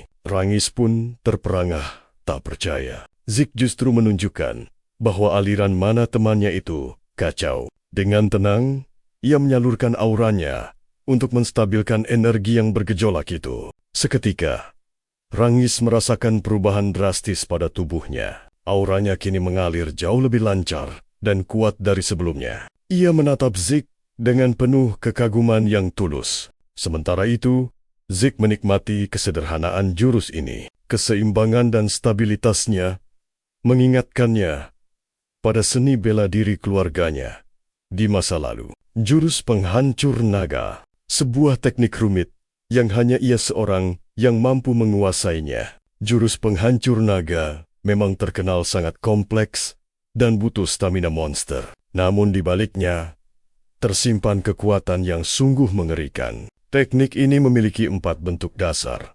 Dan dalam duel melawan Leica, Zack berhasil membangkitkan bentuk kelimanya. Di luar itu, masih ada satu rahasia lagi. Bentuk pamungkas yang paling menghancurkan. Kekuatan dahsyat yang dulu ia gunakan untuk menaklukkan seekor naga dewa di kehidupan sebelumnya. Mengingat hal itu, terbesit di benaknya bagaimana para keturunannya kini memperlakukan warisan naga itu. Mungkinkah mereka telah mengubah atau bahkan menyempurnakannya? Pikiran itu justru memompa semangatnya untuk terus maju. Ia pun kembali fokus pada latihan fisiknya. Baginya, setiap orang punya jalan sendiri untuk jadi kuat, dan tubuh yang tertempa adalah pondasi dari segalanya. Namun, baru saja akan memulai, Rangis memanggilnya dengan nada mendesak. Pemuda itu memohon agar Zik sudi mengajarinya. Meski tahu permintaannya lancang, hasratnya untuk menjadi lebih kuat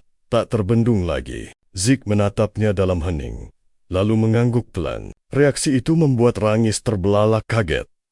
Tak menyangka, Zik akan setuju semudah itu. Tapi bagi Zik, semangat untuk belajar adalah sesuatu yang berharga, dan ia melihat Rangis pantas untuk dibimbing. Tak lama berselang, Leika mendekat. Wajahnya menunjukkan keraguan, tapi matanya menyiratkan tekad baja. Ia pun menyatakan ingin ikut berlatih bersama mereka. Rangis dibuat kaget untuk kedua kalinya.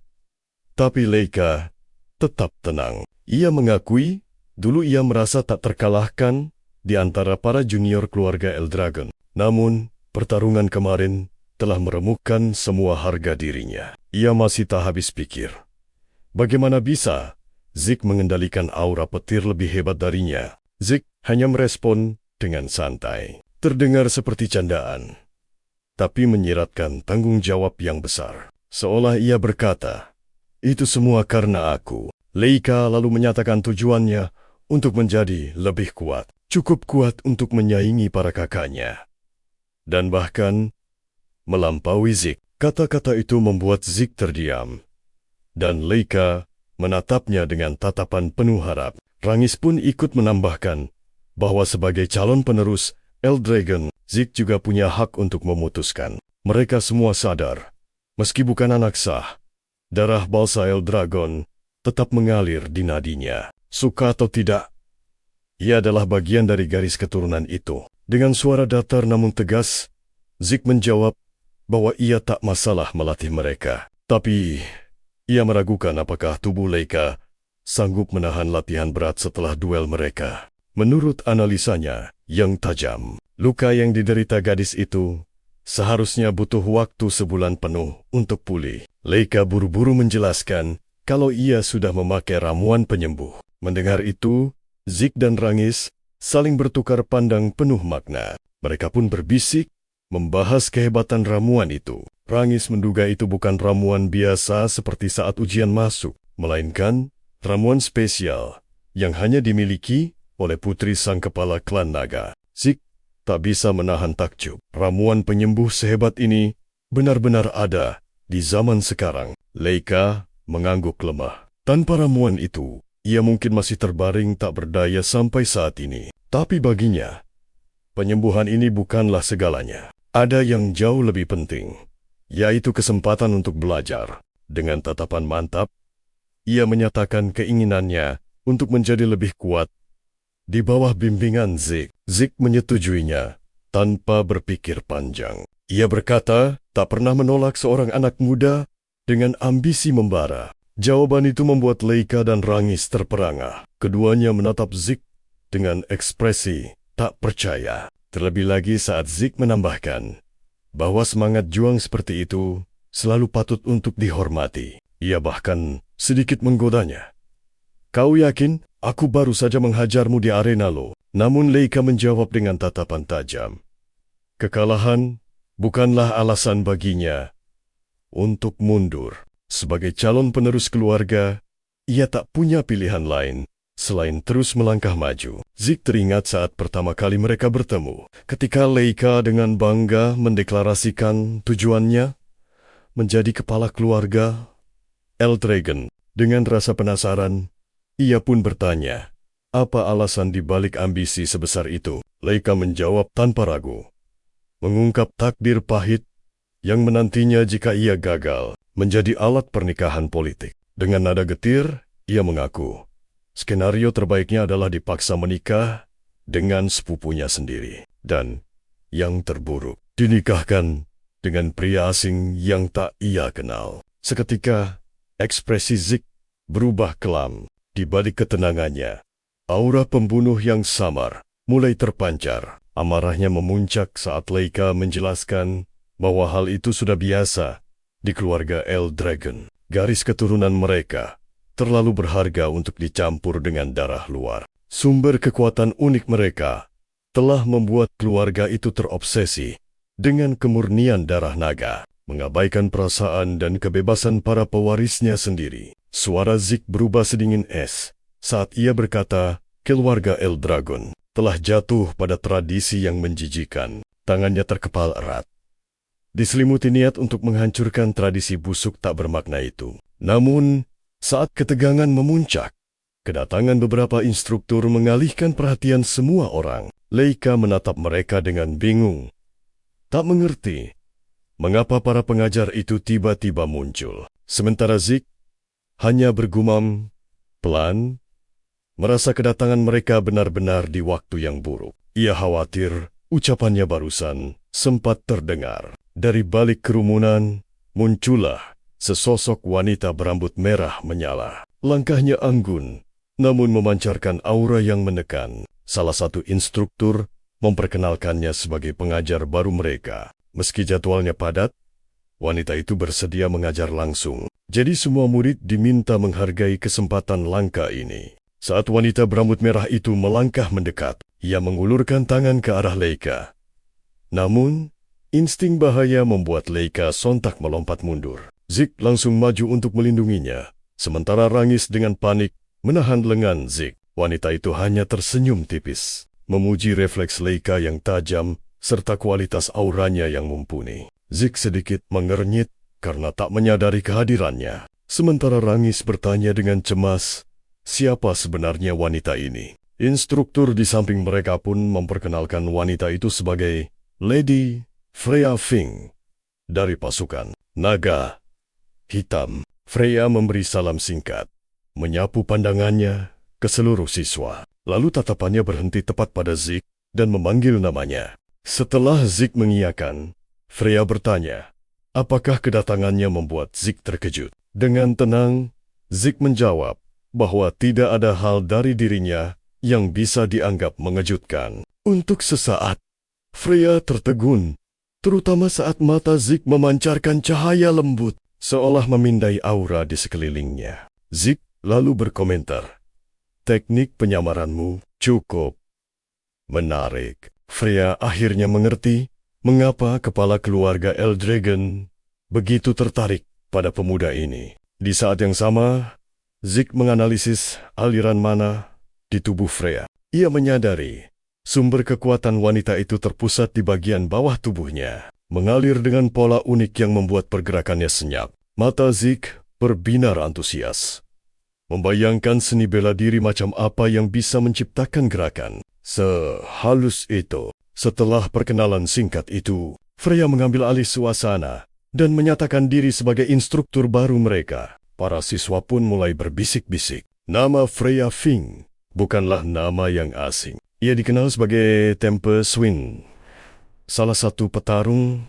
terkuat dari keluarga Eldragon. Instruktur lain menegaskan reputasinya, menyebut Freya adalah seorang praktisi bintang 6 dari unit elit pasukan Naga Hitam yang berada langsung di bawah komando kepala keluarga. Para murid membeku di tempat, tak percaya sosok sekuat itu akan turun tangan, langsung melatih mereka di akademi. Dengan seulas senyum tipis yang dingin, Freya menjelaskan bahwa ia memang akan menjadi mentor mereka.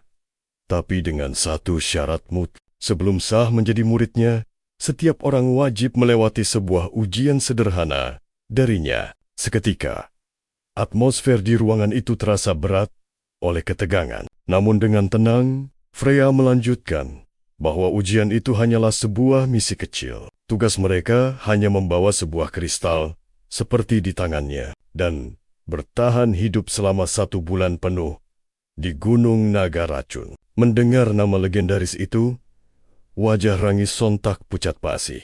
Sementara, Zeke justru merasakan sedikit nostalgia. Gunung Naga Racun dikenal sebagai neraka di bumi, tempat yang dipenuhi makhluk dan tumbuhan paling mematikan. Salah menyentuh sehelai daun saja, nyawa manusia biasa bisa melayang seketika. Tapi bagi Zack, tempat itu adalah rumah keduanya. Di kehidupan sebelumnya, gunung terkutuk itu adalah tempat latihan pribadinya. Meski begitu, ujian ini terasa terlalu brutal bagi para kadet muda ini. Freya pun mulai menjabarkan aturan mainnya. Setiap peserta akan dibekali sebuah kristal berbentuk bola. Jika kristal itu pecah atau hilang, maka saat itu juga mereka dinyatakan gugur. Salah seorang murid memberanikan diri bertanya dengan suara gemetar, "Lalu, apa yang terjadi pada mereka yang gagal?" Tanpa ragu, Freya menjawab dingin bahwa mereka akan diusir dari sarang naga. Ia menambahkan agar mereka tak perlu cemas soal racun. Sebab, selama mereka menguasai teknik pernapasan nafas naga dengan benar, tubuh mereka akan menjadi kebal. Jaga kristal itu, kuasai pernapasan kalian, maka keselamatan kalian akan terjamin. Leika menyelah, mengingatkan bahwa selain flora beracun, gunung itu juga dihuni oleh monster-monster buas. Tatapan Freya menajam seketika. Ia menegaskan, para monster itu adalah urusan mereka sendiri, karena berburu adalah satu-satunya cara untuk mendapatkan makanan. Tanpa kemampuan bertarung, bertahan hidup beberapa hari pun hanyalah sebuah mimpi. Keputusasaan langsung menyelimuti mereka. Seorang murid bernama Reton bergumam bahwa misi ini adalah misi bunuh diri. Murid lainnya mulai ragu apakah teknik dasar naga menyerang yang mereka pelajari cukup kuat untuk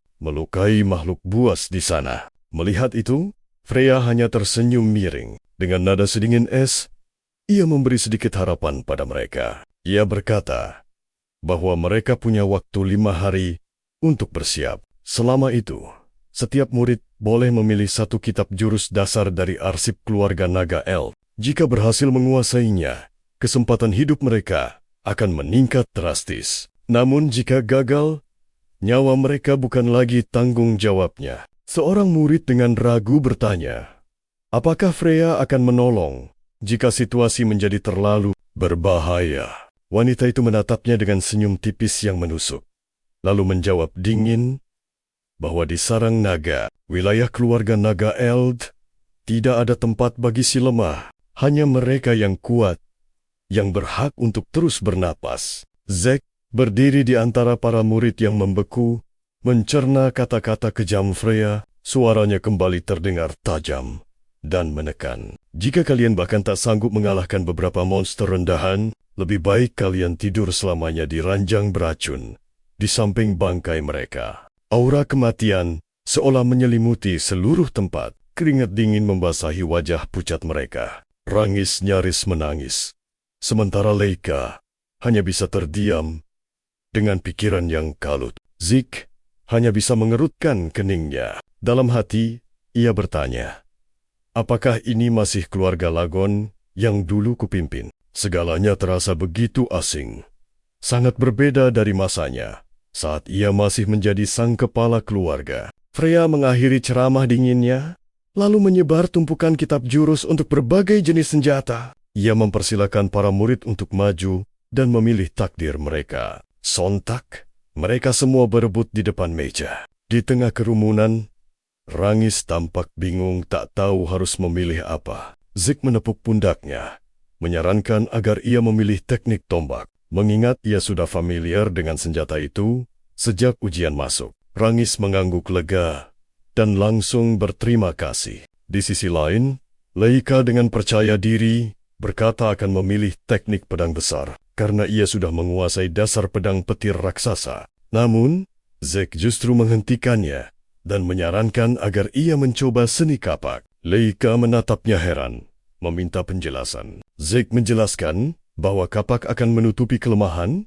dalam gerakannya yang masih kurang luas. Percaya penuh pada kata-kata Zack, Leika tidak membantah. Ia hanya mengangguk dan mengambil kitab yang disarankan. Setelah semua murid menentukan pilihan mereka, Freya memastikan tidak ada yang tersisa. Ia menatap mereka dengan ekspresi dingin yang menusuk dan berkata bahwa 5 hari ke depan akan menjadi penentu hidup dan mati mereka. Hanya jika mereka berhasil menguasai teknik yang dipilih, mereka punya harapan untuk bertahan. Jika gagal, mereka akan berakhir menjadi santapan para monster di gunung terkutuk itu. Tepat saat ia hendak berbalik pergi, Freya tiba-tiba teringat sesuatu. Freya menoleh, tatapannya tajam, menusuk.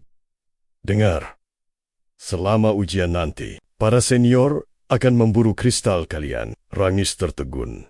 Otaknya kosong seketika. Freya lalu menjelaskan, para senior yang usianya 10 tahun di atas mereka juga akan mengikuti ujian yang sama persis. Bedanya, misi mereka bukanlah bertahan hidup, melainkan berburu dan merebut kristal milik para junior. Ia menambahkan, meski jumlah murid baru lebih banyak dan wilayah Gunung Naga Racun sangat luas, jangan pernah merasa aman. Mungkin saja kalian bisa bersembunyi, namun jangan harap mereka akan berbelas kasihan. Para senior akan mengerahkan segala cara untuk menemukan dan menghancurkan kalian. Setelah menjatuhkan bom informasi itu, Freya berbalik pergi. Wajah Rangis pucat pasi, harapan seolah direnggut paksa darinya. Dengan suara bergetar ia bertanya, lalu apa yang harus kita lakukan sekarang? Ini gila, bukan hanya monster beracun. Kita juga akan jadi mangsa para senior. Leika mengerutkan dahi. Setiap senior itu minimal sudah mencapai level 1 bintang. Bahkan, jika mereka semua mengeroyokku, aku takkan punya kesempatan. Sebagian besar dari kita pasti akan gugur. Z hanya mengangguk pelan, mengamini skenario terburuk itu. Ia kemudian menyarankan dengan tenang, jika kau tak yakin sendirian, bentuklah tim kecil, 2 atau 3 orang. Aturan tidak melarang kerjasama. Dengan begitu, kalian bisa saling menjaga punggung, baik dari serangan monster maupun para pemburu itu. Rangis menatapnya. Lalu bagaimana denganmu, Z? Dengan ekspresi santai, Z menjawab, Aku akan menjalaninya sendirian. Aku ingin benar-benar menikmati ujian ini. Leika hanya bisa menghela napas pasrah. Dasar kau, gumamnya pelan. Itu memang terdengar seperti rencanamu. Untuk mencairkan suasana, Z mengajak mereka makan lebih dulu sebelum memulai latihan. Ketiganya pun melangkah pergi. Di tengah jalan, Leika berbisik pada Rangis. Tidakkah kau merasa Z itu terkadang aneh? Rangis hanya mengangkat bahu. Ya, terkadang 5 hari berlalu dalam sekejap. Para murid kini berkumpul di kaki Gunung Naga Racun. Udara terasa berat, dipenuhi ketegangan yang mencekam, namun juga tekad yang membara. Freya berdiri di hadapan mereka. Senyum penuh percaya diri terukir di wajahnya. Cuaca yang sempurna, ujarnya, untuk memulai neraka ujian kalian.